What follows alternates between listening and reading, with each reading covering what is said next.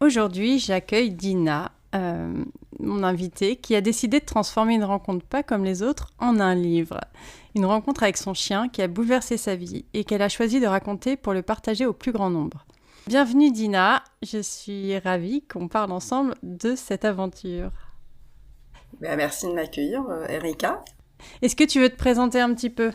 Moi, je suis dans le digital et dans le marketing Mhm. depuis toujours. Initialement en tant que salarié à mon compte depuis maintenant 9 ans.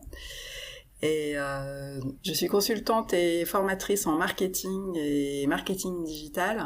Et disons que j'ai un pied dans la stratégie et un pied dans l'opérationnel. Donc ça me vient de mon parcours puisque j'ai eu initialement un parcours en tant que consultante salariée auprès des grands groupes où j'ai beaucoup travaillé sur tout ce qui était définition de stratégie marketing, de positionnement marché, de déploiement d'offres.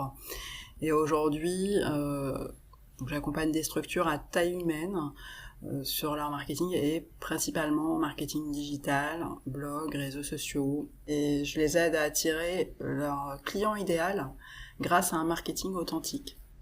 Ça, c'était pour la présentation de ton activité actuelle, mais ton actualité, justement, c'est ce projet de livre. Est-ce que tu peux nous raconter ta première rencontre avec ton chien, ce que tu as ressenti? Alors déjà, je m'y attendais pas du tout, puisque moi je partais en Tunisie, donc retrouver, voilà, ça se passait en Tunisie, dans le nord de la Tunisie. Je venais d'arriver, on était en janvier 2021, fin janvier, et je pensais y rester quelques semaines pour prendre l'air, etc. Puis après, je rejoignais une amie qui m'avait invitée. Et là, le premier week-end, euh, par hasard, notre chemin a croisé celui de ce chien, donc voilà, qui était en très mauvais état. Initialement, alors déjà, il dégageait une douceur, il avait un regard, et il s'est passé quelque chose immédiatement, en fait, avec ce chien, voilà, quelque chose que je ne m'explique toujours pas. Je pense que c'est ce que j'appelle les rencontres spéciales. Et même là, quand j'en parle, voilà, je ressens encore des émotions de cette rencontre. Et surtout derrière, en fait, après, il m'a suivi donc pendant quelques temps et toujours avec ce regard fixe dont il a le secret. Oui, j'avoue. Il a un regard particulier, à la fois attachant, plein d'amour. Son regard, c'est un peu un est-ce que tu m'aimes, je trouve. Oui, puis il y a un côté malicieux aussi. Il faut quand même reconnaître qu'il y a le côté est-ce que tu m'aimes dans son regard, mais il y a aussi le côté un petit peu intéressé, Mm. puisque c'est un chien qui veut toujours qu'on lui donne à manger. Et Mm. voilà, donc c'est un mix des deux, et j'avoue que j'aime bien les deux, parce que ça m'amuse aussi de savoir qu'il a un côté, ce côté intéressé, un peu comme un chat. Mm. Et qu'est-ce qui t'a donné envie d'en faire un livre? Elle est partie d'où cette idée? Alors cette idée, je l'ai eue initialement il y a 2 ans, et c'était pas, alors c'était un projet totalement différent, puisque ça devait être un livre pour enfants. Mm. Initialement, je voulais raconter l'histoire, donc plus sous l'angle progrès, enfin comment voilà la rencontre, mais aussi les progrès de Beau Gosse, puisque comme je l'ai dit tout à l'heure, il était en mauvais état, donc il a fallu le soigner. Voilà, et je voulais aussi faire de la sensibilisation auprès des enfants. Et donc c'est venu comme ça, puis bon après ça a décanté, on va dire, pendant quelques temps. Et là, il y a quelques mois, quand ce projet m'est revenu à l'esprit, j'ai senti une envie irrésistible, en fait, de me lancer là-dedans. Et quand j'ai commencé à écrire, en fait, le projet avait complètement changé. Ce n'était plus du tout un livre pour enfants. Alors, il reste accessible, hein, des enfants à partir de 10 ans, Mm. mais en tout cas, ce n'est pas la cible première, puisque donc quand j'ai commencé à écrire, finalement, j'ai raconté cette histoire un peu comme je l'ai vécue. Mm. Donc il y a bien sûr tous les rebondissements, puisque toi tu as pu lire mon récit en amont, Mm. donc tu as vu qu'il y a un certain nombre de rebondissements, mais au-delà de l'histoire en elle-même, il y a aussi la façon dont moi je l'ai vécu. Mm. Quand j'ai commencé à écrire, j'ai assez naturellement mixé les aventures, mes pensées, mes émotions, mes doutes, voilà. C'est Mm. aussi de ça dont il s'agit, c'est un mix un peu de tout ça. Je confirme. Et tu as utilisé le mot beau gosse parce qu'on ne l'a pas dit encore, mais le chien s'appelle beau gosse. Ce qui est très drôle quand Dina l'appelle dans la rue et que tous les hommes se retournent. J'adore. Là d'ailleurs, en rentrant de balade, je viens encore d'avoir quelqu'un qui a rigolé en entendant le nom. Et ce qui était encore plus drôle, c'est que au moment où je l'ai appelé comme ça, alors j'en parle dans le livre, mais déjà je l'ai appelé beau gosse avant même de l'avoir retrouvé, puisque initialement il y a eu la première rencontre, mais je n'ai pas pu le recueillir tout de suite, donc il a fallu revenir le chercher. Et entre dans ce laps de temps, en fait, c'est là où, parce qu'on disait le chien, donc mon ami Amel, chez qui j'étais, m'avait demandé comment tu veux l'appeler, et c'est à partir de là qu'on l'a appelé beau gosse, en fait. Mmh. Mais ce qui était drôle, c'est que quand on l'a retrouvé, pareil, dans la rue, c'était en Tunisie à l'époque, je l'appelais beau gosse, et alors que c'était un chien galeux, tout maigre, la peau rougie, etc., qui faisait pas beau gosse, entre guillemets, mais... T'as vu le potentiel. Exactement. Et comment l'idée est devenue un projet concret? Parce que tu dis que tu y as pensé, l'idée t'est revenue, que c'était irrépressible. Alors en fait, personnellement, quand j'ai une idée et que je veux vraiment passer à l'action, une fois que c'est décidé, ça devient tout de suite un projet. Ouais. Voilà, ça s'est passé comme ça. C'était d'ailleurs au mois d'avril dernier. L'idée est revenue très fortement et là, je me suis dit, ça y est, allez hop, on y va, on s'y met. Je sentais que c'était exactement que c'était le bon moment. J'ai ressenti la dynamique pour le faire. Et donc c'est là que je me suis dit, ce serait bien que ce soit un livre illustré. Donc à ce moment-là, c'était encore l'idée du livre pour enfants. Et à partir de là, j'ai contacté une illustratrice que je connais depuis un moment, donc Marine, et je lui ai parlé de ce projet. Donc je pense que c'est vraiment l'envie, la dynamique qui a fait que ça s'est transformé tout de suite. Tu saurais dire pourquoi là, c'était le bon moment ? Alors, à un moment, je me suis dit, j'ai envie de quelque chose, j'ai envie d'une certaine dynamique. J'ai envie d'une dynamique, et c'est ça qui m'est venu à l'esprit, en fait. C'est en réalité la dynamique a été dans les deux sens, donc c'est-à-dire que moi j'ai pensé à quelque chose qui allait créer cette dynamique, et c'est là que ça m'est revenu à l'esprit, et aussi ça a créé une dynamique chez moi. Ce projet aussi m'a été entraînant, voilà, donc c'était vraiment dans les deux sens. Ça a été alors une dynamique qu'il a fallu entretenir aussi, parce que c'est quand même un gros travail en parallèle de mon travail. Les longs week-ends, j'en ai pas profité cette année, mais j'en ai profité autrement en travaillant dessus. Mais c'est ça, quand on a un projet qui nous tient à cœur, en fait on compte plus le temps passé dessus, on a juste envie que ça avance et de le concrétiser. Donc, Exactement. Et qu'est-ce que tu as découvert sur toi en écrivant ce livre ? Alors, quand j'ai commencé à écrire, j'ai pris un plaisir, beaucoup de plaisir en tout cas à écrire ce livre. Et donc j'ai découvert sur moi que j'aimais écrire. Alors bien sûr j'écris beaucoup, j'écris des posts, j'écris des articles, des newsletters, etc. dans mon travail, mais là c'était différent. Il m'arrive bien sûr dans mes posts de parler de moi, mais là c'était encore quelque chose de différent, parce que j'écrivais sans cadre en fait. Parce que forcément, quand on écrit pour les réseaux sociaux, pour une newsletter, etc., on a un objectif, on a un cadre. Là, finalement, j'étais là, devant mon ordinateur à écrire, et j'avais pas un objectif précis, hormis celui de raconter cette histoire, raconter comment je l'ai vécue. Et ça, je dois dire que j'ai vraiment beaucoup aimé, et j'ai ressenti un plaisir très très fort en écrivant ce récit. Parce que je dis que c'est un carnet de bord. Ouais, tu penses déjà au petit deuxième ? À voir, peut-être, mais il sera... j'ai des petites idées, alors ce sera peut-être quelque chose de très différent, puisqu'en fait, je crois que ce que j'ai apprécié aussi, c'est... j'ai dit, mais c'est le côté sans cadre, et quand j'ai pensé comme ça, parfois en marchant, moi c'est là où me viennent des idées, en marchant avec Beau Gosse d'ailleurs, et j'ai eu des petites idées de choses différentes, et j'aime ce côté écrire les choses comme elles viennent, sans cadre, sans objectif. Et quand tu écrivais ce livre, tu as revécu certains moments que tu avais vécu avec Beau Gosse, ou en tout cas en Tunisie. Est-ce que pour toi, de les écrire, ça a été plutôt libérateur ou il y a eu des moments difficiles? Non, non, c'était plutôt... Alors, je dirais même pas libérateur, c'était plus... J'ai vraiment bien aimé de revenir, en fait, de revenir sur ce que j'avais vécu, puisque maintenant, c'était il y a 4 ans.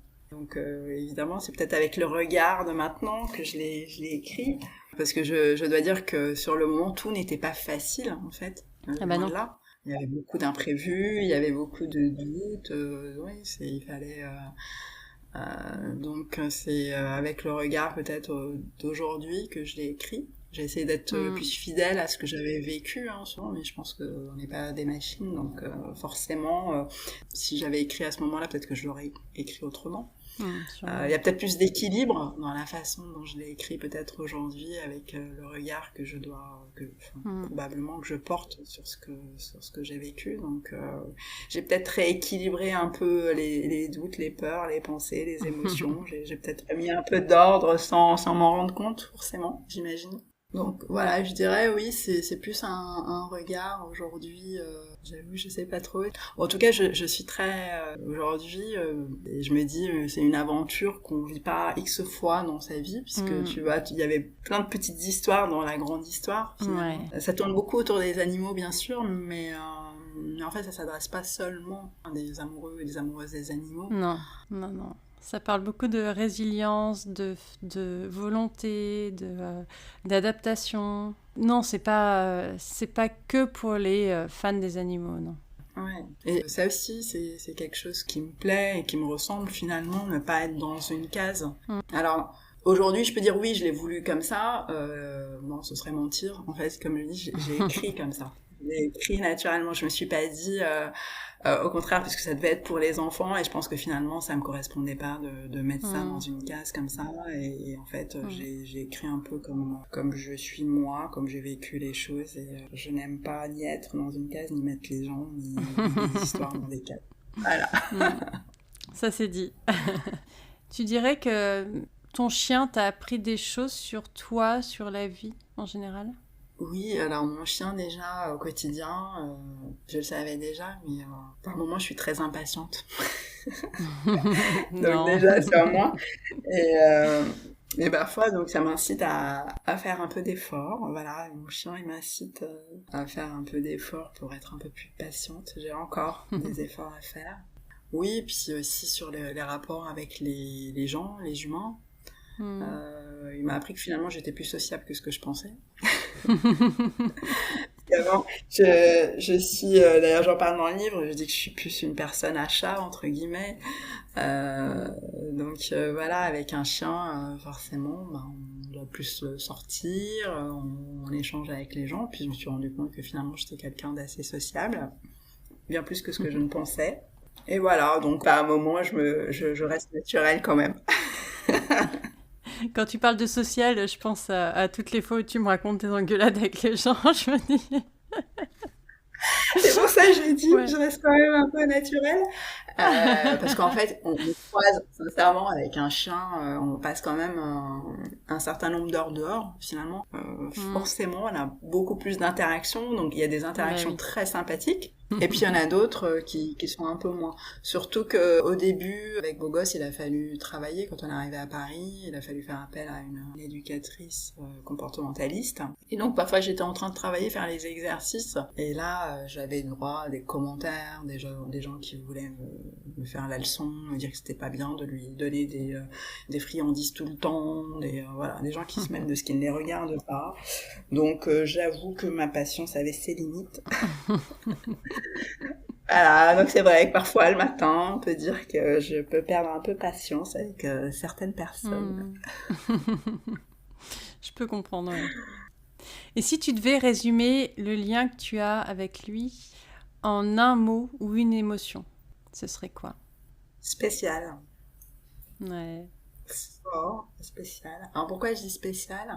Parce que je fais référence en fait aux connexions spéciales. Une rencontre particulière, spéciale qu'on a dans une vie, qu'on peut avoir entre humains, évidemment. En premier lieu, c'est ce type de rencontre qu'on pense quand on parle de rencontres spéciales. Et elles peuvent aussi exister entre humains et animaux.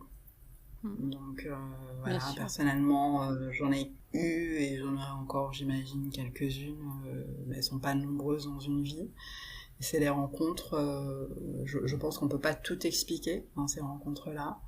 Il y a des choses qui s'expliquent et d'autres pas. C'est pourquoi est-ce que le courant passe mieux, pourquoi est-ce qu'on a l'impression de connaître cet être depuis un certain temps, pourquoi, voilà, c'est des choses un peu comme ça. Pourquoi on tombe amoureuse d'un chien galeux? C'est ça.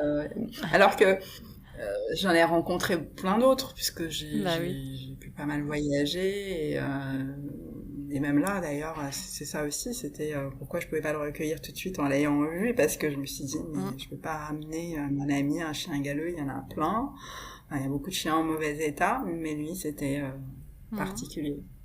Donc, spécial, mais spécial, pas dans le sens du terme, parfois on dit spécial pour dire quelque chose un peu, voilà, pas terrible, ou un peu, voilà, c'était comment, c'était spécial. Non, c'est pas dans ce sens-là, c'est plus connexion forte, particulière, spéciale, c'est plus dans ce sens-là. Celle avec une part d'inexplicable, en fait, et qui sont fortes, mais avec une part d'inexplicable. Et on va venir un peu sur le livre. Pourquoi tu as choisi le financement participatif? Est-ce que tu avais déjà plusieurs options et pourquoi tu as choisi celle-là? Donc, puisque j'ai commencé à raconter ce récit comme je l'avais vécu, donc je voulais garder cette liberté de récit, finalement... Je dis, moi, ce livre, ce récit, c'est vraiment moi, comme je l'ai vécu, cette histoire, mais comme je suis aussi. Et donc je voulais pouvoir avoir cette liberté. J'ai pas tenté de contacter des maisons d'édition. C'est pas du tout ce que j'avais en tête. Je voulais aller jusqu'au bout dans mon projet. Voilà, c'est un projet assez personnel, tout en travaillant avec Marine, l'illustratrice. Mais voilà, je voulais garder cette liberté et donc le choix qui restait, c'était l'auto-édition. Et tout naturellement la campagne de crowdfunding, donc de financement participatif sous mode de prévente pour financer ce livre, en fait, l'édition de ce livre.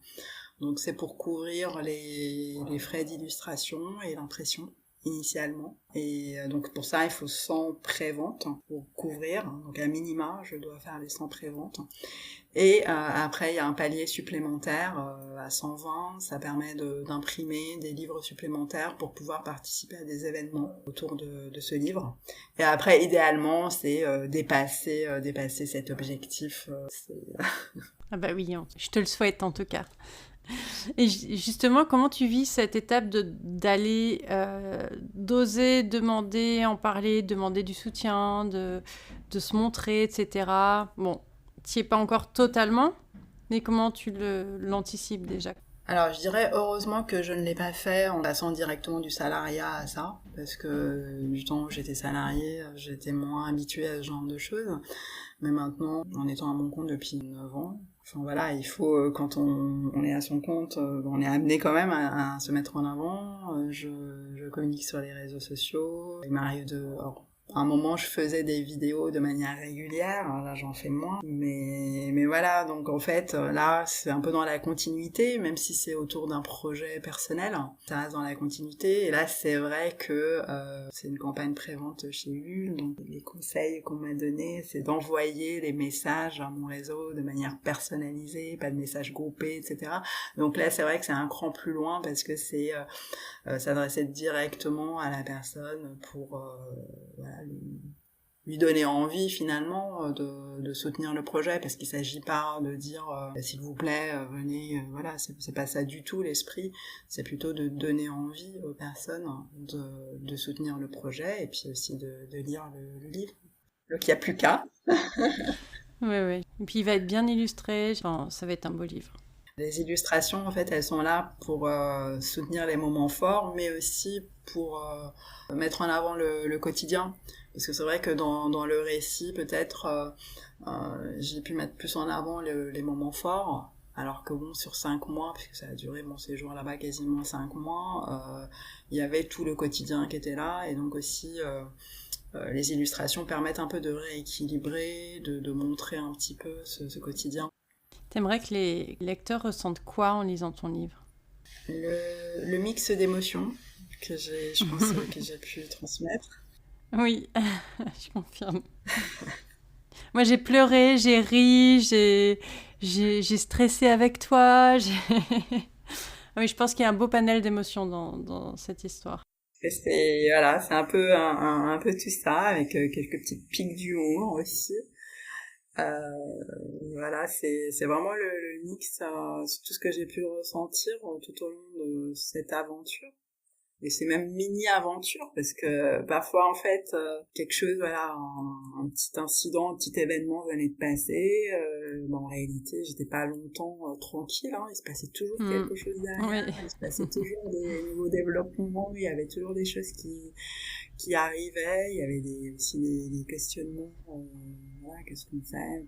Des problématiques logistiques, administratives, de santé de chien, le tout, puis en même temps de voir les progrès aussi de Beau Gosse au fil du temps, les progrès que ce soit physiques, mais aussi comportementaux. Parce que ce que je n'ai pas dit, c'est que Beau Gosse, c'était pas un chien qui était en ville. C'était un chien semi-sauvage, en fait. C'était un chien qui vivait croisé près d'une forêt, et qui n'a jamais eu de maître. Donc voilà, c'est un mix, je pense, de toutes les émotions vécues et que j'ai essayé de retranscrire dans ce récit. Mais justement, est-ce que tu le vois plutôt comme un témoignage personnel ou plutôt comme quelque chose qui peut parler à tous, créer des...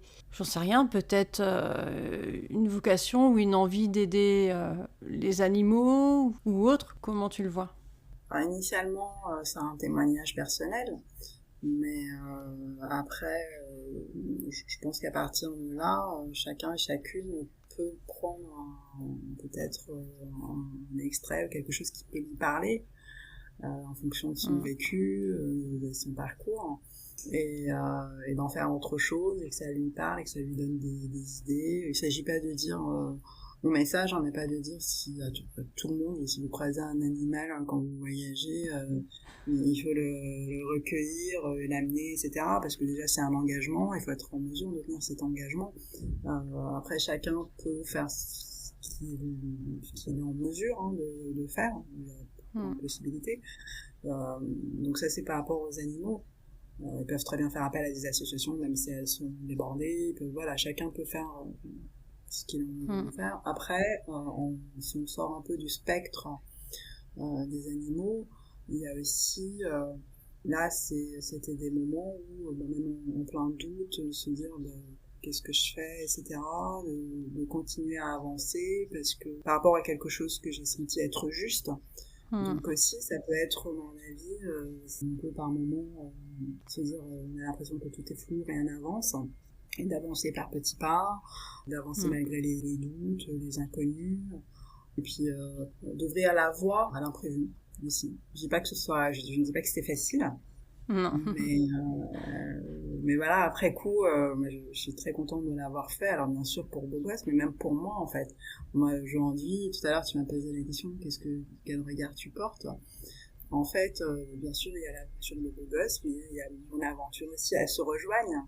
Mais il y a aussi de côté tout ce que j'ai pu faire, j'ai pris sur moi, parce que aussi je me suis retrouvée dans un contexte, parfois je me suis sentie un peu poussée dans mes retranchements en fait. Et voilà, donc c'est aussi un peu se dépasser, lutter, mais en même temps décider, s'engager. Voilà, il y a plein de choses, je pense des petites choses à prendre. Et chacune pourra prendre ce qui lui parle en fait. Et je rajouterais peut-être aussi écouter son intuition, parce que c'est ce que tu as fait. Oui, c'est vrai que merci d'en parler. C'est vrai que je n'ai pas du tout évoqué, alors qu'il y a eu un moment. Alors je vais pas en parler ici parce que c'est dans le livre, mais c'est un peu une intuition très forte que j'ai eue à un moment, alors que juste avant il y avait des doutes, et puis quand j'ai eu cette intuition, il n'y avait plus aucun doute. Et c'est assez particulier, ce type d'intuition très forte. Et ouais, c'est ça aussi dont il s'agit, et que j'ai voulu d'ailleurs au moment de l'écrire, J'ai voulu le raconter. Je sais que pour certaines personnes, elles opposent l'intuition et le rationnel, alors que l'intuition est rationnelle, elle est du rationnel, hein, c'est pas irrationnel. Hein, du rationnel inconscient, en fait. Exactement, oui. Donc, et j'ai voulu absolument en parler parce que, déjà pour moi, c'était un moment assez fort. Et puis surtout que cette intuition, elle est inhabituelle. Voilà, on verra dans le livre. Et comme ça, j'en ai pas tous les jours. J'en ai très peu. Et j'ai voulu en parler parce que, du coup, après, la suite, ça m'a permis de vérifier que mon intuition était la bonne. Et c'est important de s'écouter. Déjà, je le disais dans le cadre du travail, hein, j'avais fait plusieurs posts sur le sujet. Quand on est entrepreneur, même dans le cadre, même sans être entrepreneur, je pense que quand dans le cadre professionnel, j'en avais jamais parlé à un niveau plus personnel. Et voilà, là j'ai voulu vraiment en parler et c'était une volonté. Alors, c'est venu naturellement, mais j'ai voulu aussi que ce soit présent dans le récit. Ça fait partie des choses importantes. C'est le bruit de beau gosse. Il se réveille. Et encore, on l'a pas entendu ronfler. Est-ce qu'il y a quelque chose que je n'ai pas abordé, une question que tu voudrais rajouter à tout ça? Un petit mot de la fin, sinon. Merci beaucoup de m'avoir reçu et puis aussi d'avoir pris le temps de lire mes écrits. Désolée pour le bruit, c'est beau gosse qui a décidé de gratter le tapis. Et oui, d'avoir pris le temps, donc merci beaucoup d'avoir pris le temps aussi de lire le récit en amont, et puis d'avoir fait tes retours, qui j'avoue étaient un bon coup de boost, à un moment où j'étais vraiment, il y avait beaucoup de travail sur le projet et tout, ça m'a bien boosté tes retours positifs, et puis de voir que ce que j'ai voulu transmettre, voilà, était bien reçu. Oui. Donc ça m'a vraiment fait plaisir et donné envie d'avancer sur ce projet. C'est du 1er septembre au 5 octobre. Donc voilà, ça va être 5 semaines assez intenses. Mais écoute, merci Dina d'être venue. Je te souhaite beaucoup de réussite dans ta campagne, beaucoup de réussite à ton livre. Et pour les personnes qui veulent soutenir le projet, je mets toutes les infos en description. Merci à toi. À bientôt. À bientôt.